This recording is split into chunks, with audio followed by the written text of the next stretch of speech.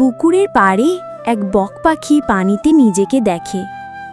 বক ভাবে, উফ, আমি তো বেশ হ্যান্ডসাম, এবার একটা বিয়ে করি। এই বলে সে হাঁটতে হাঁটতে খুঁজতে বেরোয় পাত্রী। প্রথমে দেখা হয় হাঁসের সাথে। বক বলে, চলো তুমি আর আমি বিয়ে করি। হাঁস বলে, আমি তো পানিতে থাকি আর তুমি দাঁড়িয়ে থাকো, মিলবে কিভাবে? তারপর দেখে কাক। বক বলে, তুমি কালো, আমি সাদা, চমৎকার জোড়। কাক হেসে বলে, তুমি তো খালি চুপচাপ দাঁড়িয়ে থাকো, আমি কাঁ কাঁ করি, বিয়েতে জোরে ঝগড়া হবে। শেষে দেখে এক বকপাখি মেয়েকে, সে নদীর ধারে বসে। বক বলে, তুমি বই পড়ো? আমিও একবার বইয়ের পাতায় দাঁড়িয়েছিলাম।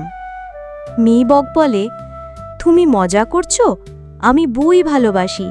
আর তুমি দুই মাছ। বক পাখি মিলে পড়ে বক মাছেদের রাজকুমারী নামের গল্প। তুমি বললে আর মাছের গুনগুন গল্প করে গান বলবো? গায়। বক বলে, বিয়ে নয়, আগে বন্ধুত্ব। মেয়ে বক বলে, ঠিক তাই।